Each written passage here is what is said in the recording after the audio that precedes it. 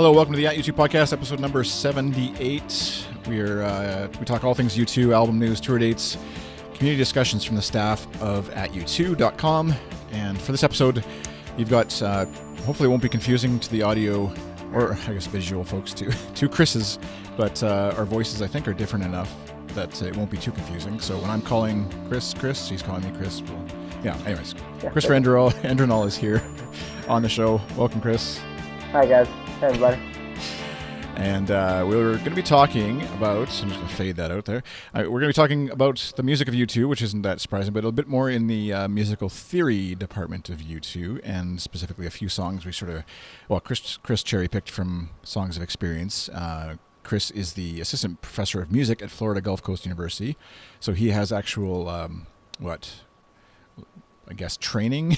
Yeah, training, credentials. Credentials. Sure. All the things we usually lack on this podcast when we're talking about things, sharing our opinions, which are very informed and lots of experience, but we don't have a thing on the wall behind us or whatever that says we're a professor or assistant professor. So you've written professional nerd. Yeah, you've written one of hopefully many more theoretically speaking columns on U2, and you've got one in the works. And so this is kind of a bit of a what I like to call, and a friend of mine, Dave, calls mouth blogging, where we kind of like help maybe spur on your brain and eventually it becomes an actual written column. But so basically what you've sort of highlighted or picked out hopefully four if we have time to get to, songs from Songs of Experience.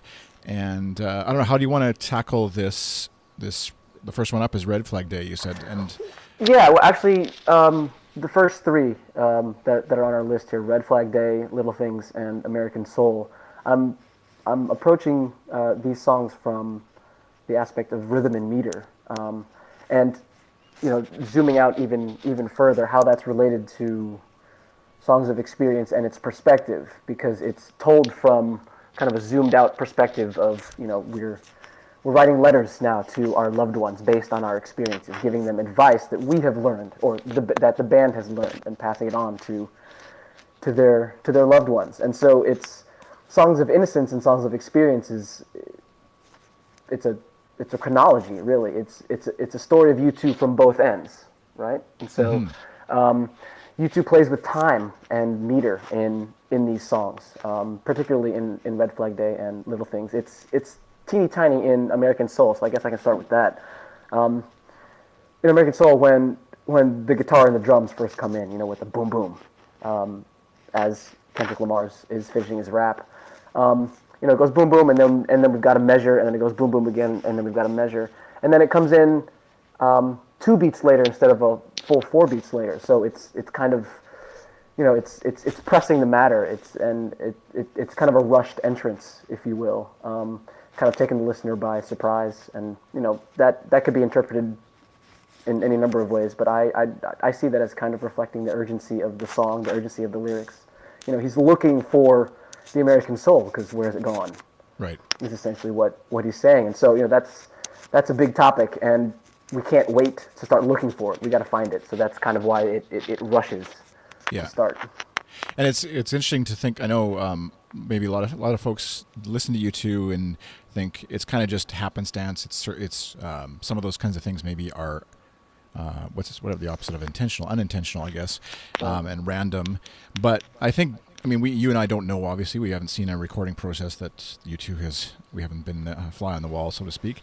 But given just the way even in the lead up to this album, the way Bono talked about Edge's just desire to go over every little note, redo things, song order, tempo, all that stuff, and sort of figure everything out. You have to think, as the scientist of the band, as he's been called, I guess, that so much of this is not just random. They just sort of happened to, Larry decided to kick it in there instead of earlier or later or whatever. Oh, yeah. And so it's kind of fun to dissect and pick into this stuff and give it a bit more, thematic weight in terms of when you're listening to the album, I think. So. Absolutely. And stuff of issues of artist intent comes up in my classes all the time. I bring in lots of different kinds of music for us to analyze, and the issue of did the band know all this stuff is in there? Maybe, maybe not. Did they intend for all of this stuff to be in there? Maybe, maybe not. A lot of it, I would say yes, but some of the finer details, maybe, maybe not. But that's not really the point. The point isn't whether they meant it to be there. The point is that it's there, and that, someone like me or someone like you, with enough practice or with enough listenings, can hear that, and that's the important thing. Yeah. Plus, it gives us content for a podcast and And stuff to more talk about. importantly, yes, it gives us content to fill the internet. Yeah, and I was going to say too, just in the interest of legality and all that kind of stuff, we're not able to play back music, which would obviously be the most fun way to do this, is play the song, pause it, go back, listen to the stuff, talk it through, all that kind of stuff, which someday, I mean, if U2's lawyers are out there and want to give us a signed over, we did it a bit when we did the album by album stuff where we played sort of a 15-second sample, but that doesn't really help us here because we kind of want to just dissect a song as much as we want, and so anyways, if U2's lawyer happens to be out there somewhere in the internet land listening to this and wants to give us a some sort of legal paperwork permission, then we'd love to do that in greater depth. But for now, you'll just have to maybe pause the podcast, listen to the song again, whatever Chris brings up and we bring up, and listen for it again. So, but yeah, sorry, I sort of diverted us down a little rabbit trail there. But No, that's anything cool. more with American Soul? No, that was it. I just thought that the intro was interesting, that it rushed in. But really, the two songs that stuck out for me, both aesthetically and lyrically, but also with this whole time thing, were Red Flag Day and Little Things. In Red Flag Day, the chorus, there are three sections to the chorus. There's the first part where he sings "Baby Does Red Flag Day," and it's just Bono's vocals and the guitar, and then we get the full chorus. And then the third section, we have the vocal echo of Red Flag Day, hey, hey. And it's that third section where the drums shift into halftime. So it seemingly brings the tempo of the song down, which is an interesting rhythmic property because the rhythm of the rest of the instruments doesn't really change. The meter of the rest of the instruments doesn't really change. But that shift in time in the drums also echoes kind of a wave effect that goes on in the vocals, because Bono's lead vocals, it's very, really short rhythmic values, and then the echo, Red Flag Day, hey, so we get longer, we get quarter notes, we get dotted quarter notes, and then the hey, hey, the note values get even longer, so it's kind of a, short notes, longer notes, longer notes, so the rhythm of the lyrics has a little wave effect, which kind of mirrors the change in time that we hear in the drums. I thought that was really cool.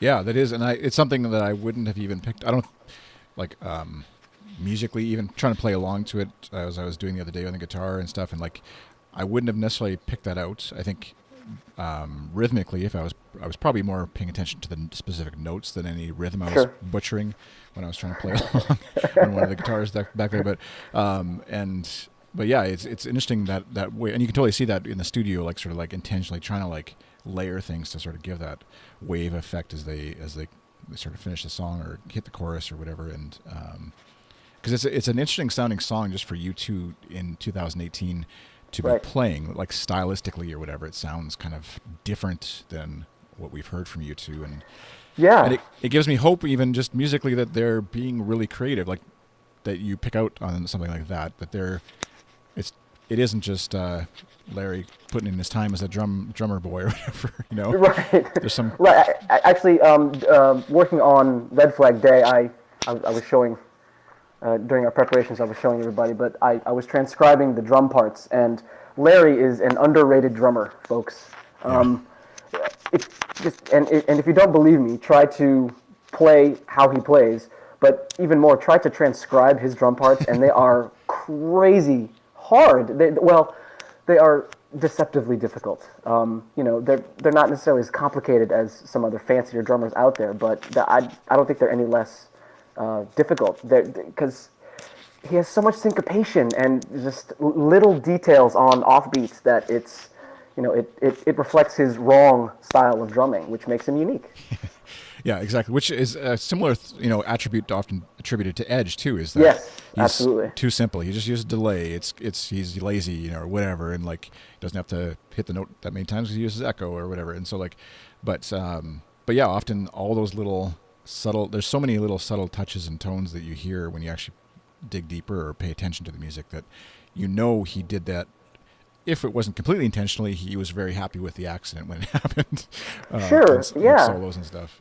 Well, and U2 collectively have never shied away from the fact that they weren't formally trained as young children, and they know that, and that's part of the reason why Edge got into the Echo in the first place. But then, once you get past that, playing in front of 80,000 people with an Echo is really hard because there's already an Echo.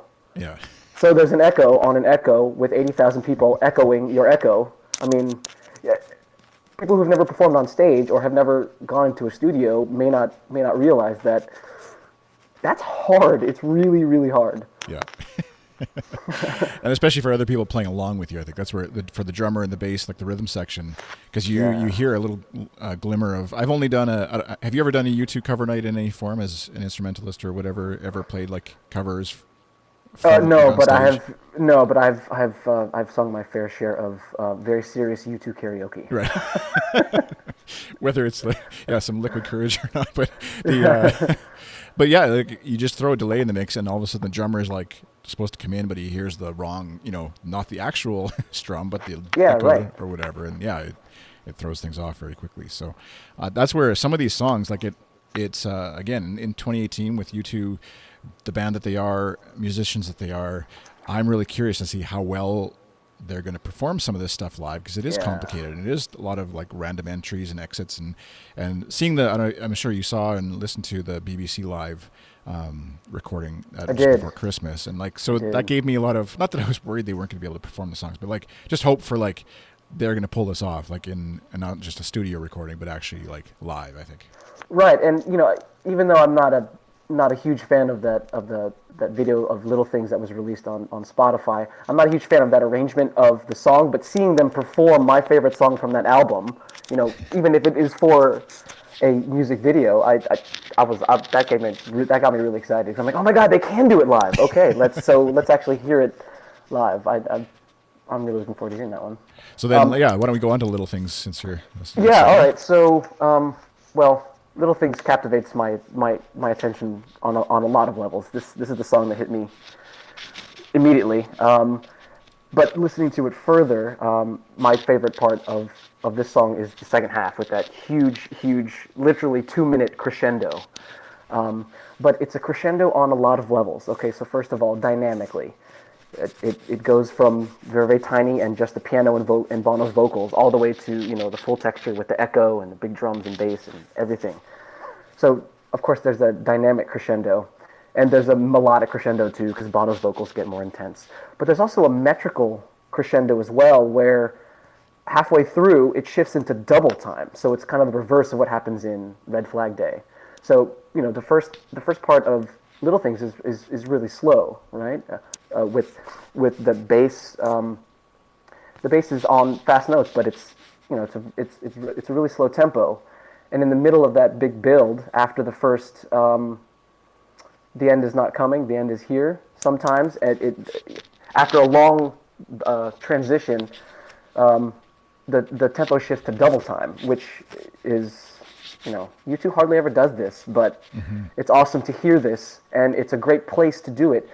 And the shift to double time happens kind of organically, and it happens kind of like the sound is layered. So it's kind of a metrical layer where the Edge's echo comes in, and you could tell that it's kind of previewing the shift into double time, but the rest of the texture is still in that really slow halftime. And then Adam's bass picks up the tempo a little bit.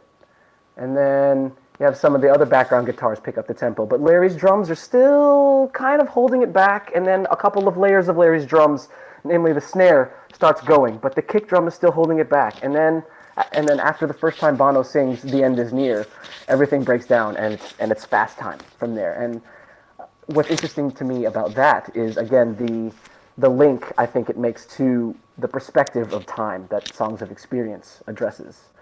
And that both Songs of Innocence and Experience address. It's looking at time from the beginning and the end, so from both sides of it. Yeah, and that's the sort of rushing time signature as it were in that song. It's like the end is coming, the end is not Exactly. Or it's not coming. The end is here. Like we're actually at the end. It's not that someday we're gonna die. Someday life is over. It's actually now. And Yeah.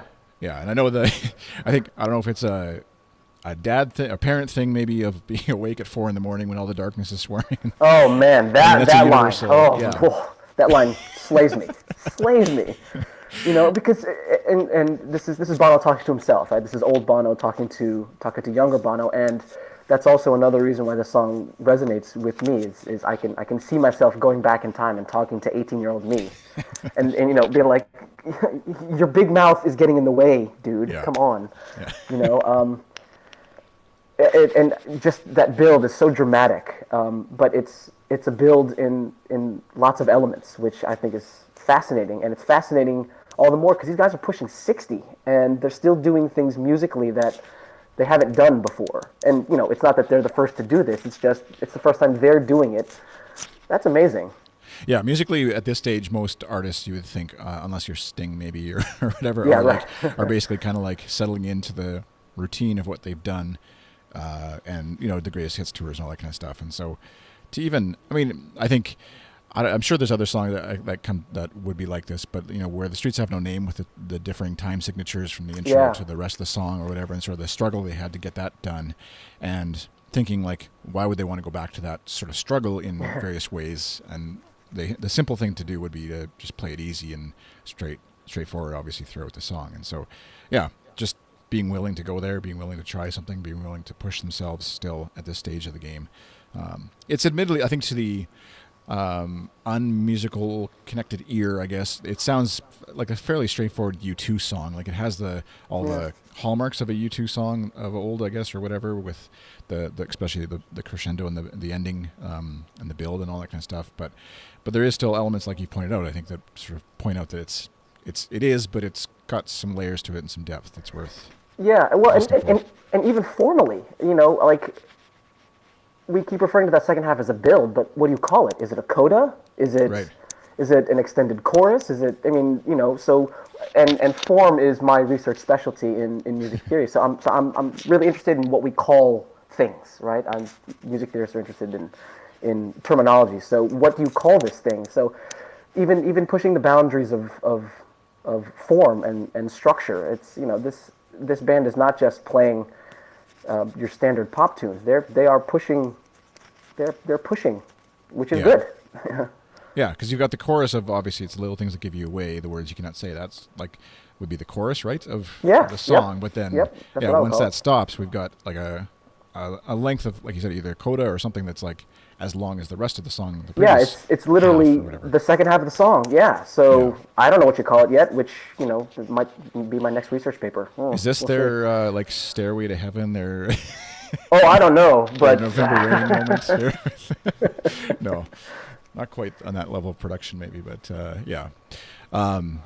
So then, I guess we talked American Soul. Was there more Yeah. you sort of wanted to do that one, but then also the best thing about me was another. yeah, well, our fellow staffer Sherry asked this question well, let me pull up her question. Key changes in the songs, and she says, and I'm quoting here, the ones where Bono's struggling with depression and optimism, does the music key change in some way? In the same way, excuse me. How does the music structure mirror the content of the lyric? And the first song that came to mind on this album was You're the Best Thing About Me. And the choruses are in a different key from the verses. The verses center around F sharp, and the choruses center around D, which is also interesting because I used this class last semester in the same class that I used Beethoven, because Beethoven and a lot of the Romantic composers have key relationships that are very similar. We call these chromatic mediant or chromatic third relationships. That's really nerdy music theory talk there, but Well, but I used. I was gonna say the lazy guitar player nerds or whatever like me are just like, hey, that sounds kind of cool. That's the Yeah, that's the layman's term. it's essentially shifting up 4 frets. Yeah. That's what we're talking about here. But I found it interesting because U2 uses a similar harmonic principle as Beethoven, and Schubert uses it, and Schumann uses it. So, you know, a lot of the things that I talk about in the classical realm also has examples here in the pop realm. But that different key change in the verses and lyrics is, I think, tied to, the voice that Bono takes in the verses versus the voice that he takes in the chorus of "You're the Best Thing About Me." Because in the verses, in the choruses, he's singing to somebody and about somebody. "You're the best thing about me," right? So it's in D major, it's in a bright key. It's a very positive sounding section. Not that the verses don't sound positive, but it centers on F sharp, but not really F sharp major. It's more like F sharp, maybe Mixolydian, so major-ish, minor-ish type thing. We don't really know. It's quite modal, but the lyrics of the verses have a different tone to them. So different tone in the lyrics, different key. Yeah, that makes sense. Which if you're listening and you're non-musical, and even for me when I was playing it, I don't claim to be super musical, especially because I don't even know what Mixolydian means. But when you see a chord on the thing and it's like F sharp major 7, and then that's where I stop. I don't worry about what it says after that. That's about as far as I go. But when it sort of transitions from the verse to the chorus in that song, there's a bit of like a, I don't know, you can sort of feel it in your gut of like there's something changed, and I'm not sure, it sounds almost like it's two different recordings that they've slammed together, but yeah, because it's a key change without a transition chord or any sort of like leading you into that key change the way when a big 80s rock ballad is like, Meatloaf is going to the next bomb, yep. Yeah, it's just like, no, we're going from here to here, and then we're going to switch right back and not really give you any sort of warning, which is it's one of those things where it can go wrong or it can go really right. And I feel like it went pretty right here, but I could feel like maybe folks listening to the song would think something's not quite right with that song, and I don't know what it is, and I don't like it. The first few times I listened to it, I had that exact feeling. I was like, okay, I don't not like the song, but something is odd about it. And then I sat down at the piano and I was like, oh, that's what's odd about it. And all of a sudden it's not odd, it's actually cool because it's nerdy. Yeah. That's where it's like nothing actually changed about the song, but you just appreciated there's another layer to it that was intentional, presumably, and now all of a sudden it's cool. yeah, and that's part of the reason why I love my job. It gives me a chance. It gives me tools and vocabulary to dissect some of my favorite music. So the what would it be? The bridge where Edge is singing, "I can see it all so clearly. I can see what you can't see." That would still be in D. It is in D. And actually, I was listening to it earlier today, and even the drumming pattern and the layers that layer emphasizes is in the verses is different from the chorus. In the chorus, he rides the hi-hat a lot. In the verses, he does the ride cymbal more often than the hi-hat. So it's not just the pattern, but it's also which drums and which cymbals he's emphasizing. So these guys are keenly aware, I think, of their own music and what they are doing with their respective instruments and how it's contributing to everything. These guys are underrated, I think. Yeah. And it'll be like, we won't have, there's a whole bunch of new producers on this album, like Ryan Tedder is one or whatever, but where, we don't know what level of influence and how much influence they had over the album musically.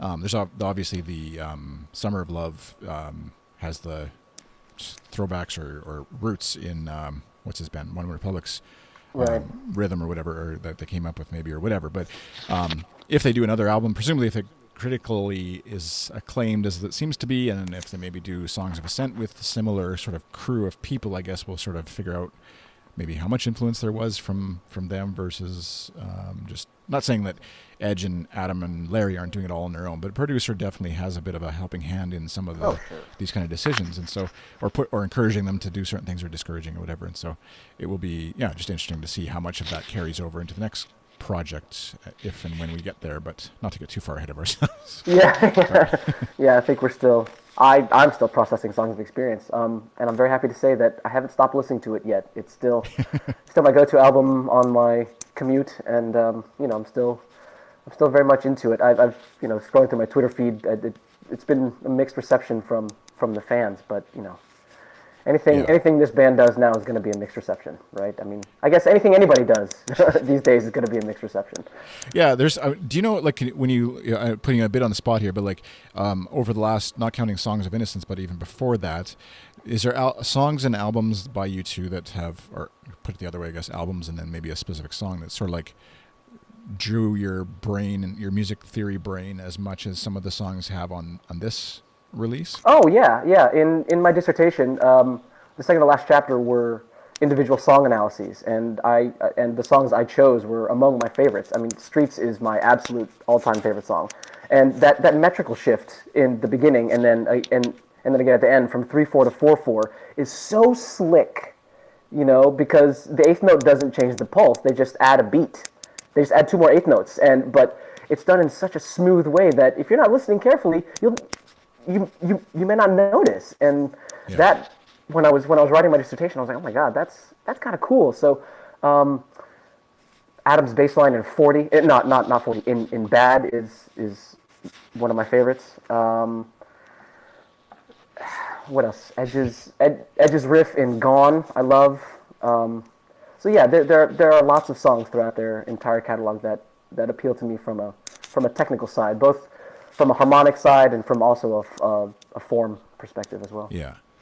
And do you think on this album, we've sort of, speaking of mouth blogging things, there's 2 or 3 guitar folks on the at U2 staff who are trying to like sort of figure out a way into writing something about Edge and guitars and his relationship with the various guitars he's had over the years and different ones he uses and all that kind of stuff. But even just effect wise, and whether it's not a specific guitar, because I don't know that we even know yet what all he has necessarily used in this album, but sonically does this album sort of like feel right, like a good Edge album, or is it weird, stuff like like we talked about, even Red Flag Day, like just sort of that slapback kind of echoey sound that he's got there, and there's just some stuff that he's using and sounding, the effects that he's using that sound again kind of like Edge but not Edge, And so, yeah, well, I mean, okay, so let's take like the first single, Best Thing About Me, right? That echo is signature Edge, right? The echo in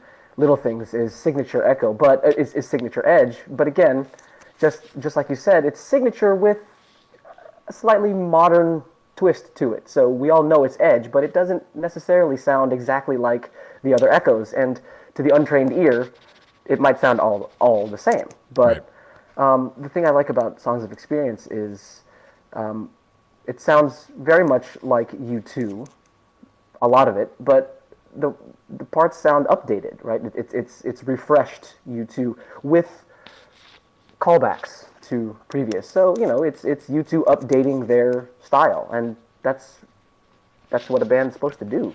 And is that's what this band has always done? Yeah. Yeah, they've always been, even like, I'm sure there's like a conversation in the room of like, okay, are we going to use that echo delay again?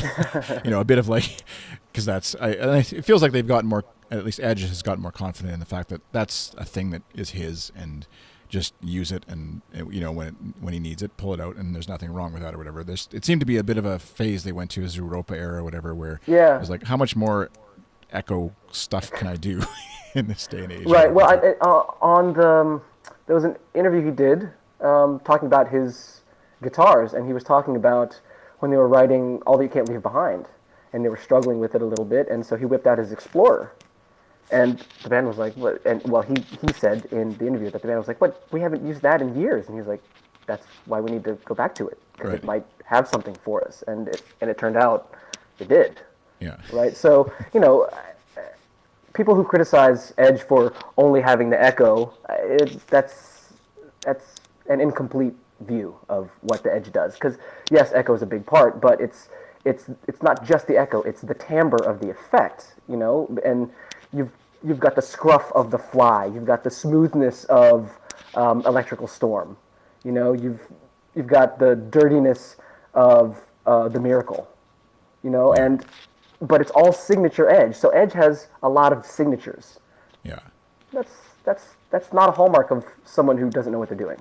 Yeah, exactly. It's like you think of like made me think of like Running to Stand Still, say Zoo TV era, with the very like almost romantic sounding echo, but then a Beautiful Day solo that has that same. It's like there's a delay echo going on there that is repeating the notes, filling the space. I think that's what I think. Whatever, probably metal guitarists or whatever look down their nose at. But he's just he doesn't know what to play, so he's filling that space with more echo delay. And like, whereas for me, I as a guitar player, I mean, I probably would cop to being lazy and or unable to play, and so the delay definitely helps fill that space when I don't know what note to play next. But I think Edge's style is just that. Well, the famous quote of like from B.B. King of like every note, every time you hit the string or whatever kind of costs you something, and so you don't want to necessarily use up all of the notes that you have on a given song right away or whatever. And so I think for me it's just there's an emotion and a feeling and I don't know that some of that kind of stuff, the Edge's use of echo and delay speaks to me in a neat way, I guess, musically. So same. I mean, it's very much a less is more approach. But Edge never shied away from the fact that he got into this style of playing because he wasn't interested in shredding. Yeah. And he said that all of the guitarists around him were shredders, and the world doesn't need another dude shredding. Yeah. And he wanted to do something else, so he focused on different aspects of the guitar, not necessarily the fingerboard technique, but what comes out of the guitar. And he's a pioneer because no one does it like him. Yeah. And that's the definition of a pioneer. Yeah. I don't picture Edge sitting around like, although I mean he did it a bit with on that It Might Get Loud special with Jack Black and Jimmy Page, but don't picture him like the sort of, at least when I was growing up, it was like guitar players you knew would always grab the guitar, they'd play like a riff, and they play another riff, and they play another riff, and they never actually play a song. It was just all like these riffs that they do, and that always turned me off. And so that's maybe why I tuned into Edge more too as a musician or whatever. But I don't picture him sitting around playing riffs and stuff, but like getting into actual songs and things like that. So, anyways, now I need to go watch It Might Get Loud again because it's. Oh yeah, I love that documentary. I loved it. All right. I love that part where he's sound checking. Yes. Some of my favorites. Some of my favorites.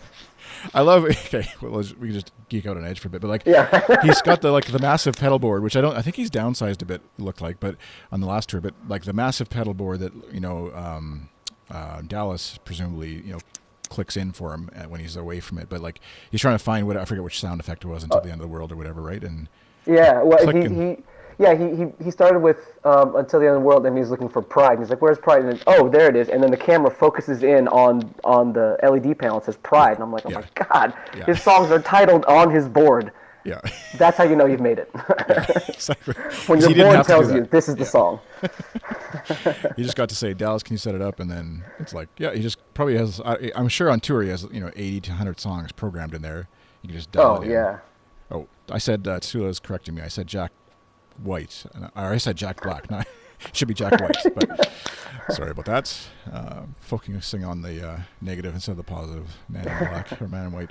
But yeah, there's so many little fun. I think that was maybe an outtake that wasn't actually in the.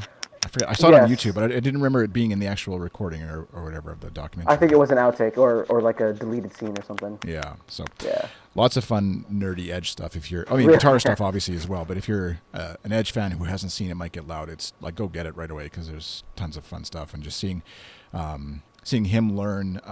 Was it Whole Lot of Love that Jimmy Page was teaching them, and then Jack White was teaching them the Stripes. The White Stripes. Shoot. Seven Nation. Was it Seven Nation Army? Yeah. Yeah. Yeah. Which that could have been a precursor to Lights of Home there's a bit of a. I was saying Spoon Man by Soundgarden, but there's a bit of like a. Oh, and thank you for that, man. Spoon, that was killing me. I was like, that's the song that it reminded. It totally did. He's got. Okay. Anybody by now is obviously tuned out if they're annoyed by music stuff, but music discussion. But like because it is actually, I think I don't know enough to say for sure, but like drop D tuning on the bottom D string so that you can just play bar chords on those bottom notes, bottom three strings or whatever, and just like I haven't looked at the BBC special to see how he's playing it, but that definitely worked for me anyways quickly to jam along to it or whatever, and gives you a nice fat chunky sound obviously for that effect, but it has echoes of Spoon Man. I don't think it's nothing like where it's like obviously inspired by, but just has like similar kind of style of going down the fretboard. Yeah. A bit more rock than we've heard rock styling anyways than we've heard from Edge. Masked in the Lights of Home. That's an otherwise kind of like, I don't know, U2 ballady kind of song almost. Yeah.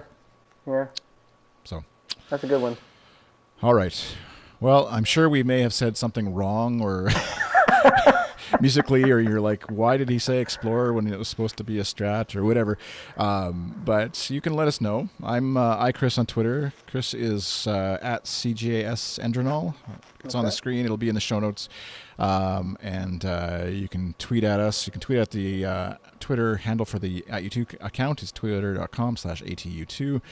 Facebook.com/ATU2com and Instagram.com/ATU2com.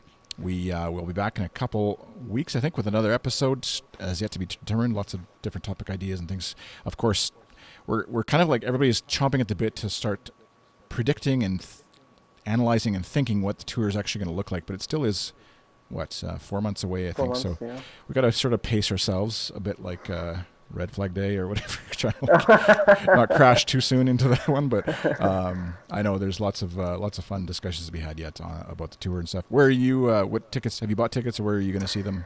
I have not. I'm waiting on that one. I've got other travel plans. I've got a couple weddings and milestone birthdays this summer, and plus the U2 conference. Right. Oh yeah, we should mention that's actually something we will be talking about in a future episode. But you're going? Is that? I am going. I am presenting a paper. You're presenting, right? Yes, and I am talking about 2 of my top 5 favorite things in the entire world in the same paper: U2 and Star Wars. Nice.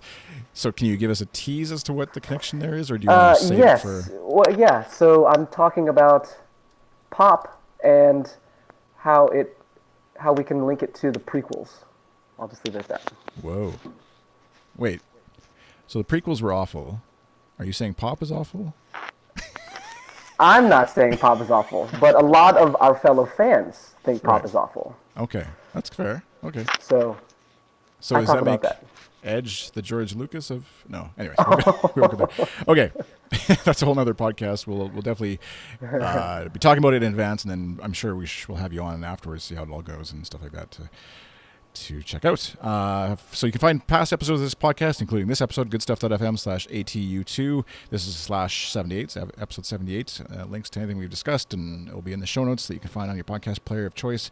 If you feel like giving us a rating or review in Apple Podcasts or Google Play Store or wherever you happen to listen to podcasts, that would be awesome. It helps just the word get out about the podcast and lets other U2 fans know that there's a podcast out there for them besides that other one that gets U2 on the podcast, actually.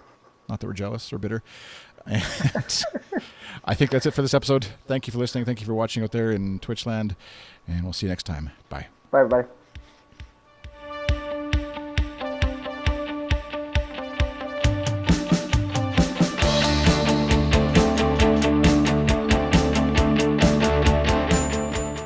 All right. I can just fade that out and fix it in post. But thanks, Chris. Thanks to Sula and whoever else happened to be in the chat watching at various times. That was awesome. This will be a shorter one for the folks who are used to the 2-hour-long discussions. But yeah, no, it's fun. It's I think like the guitar. Who is it? Scott and I'm drawing a blank. Brian, I think. Brian Betteridge.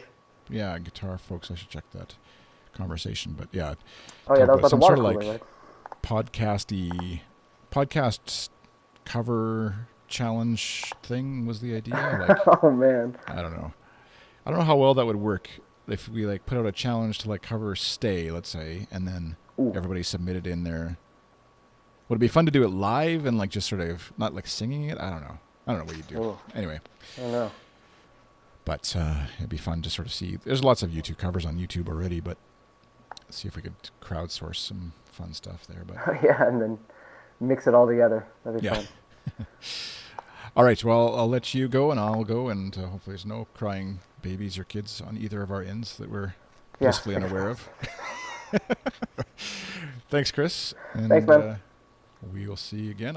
This will be released tomorrow, I think, if okay. all goes well. So cool. I'll ping you thanks, man. out. Okay. All right. See ya.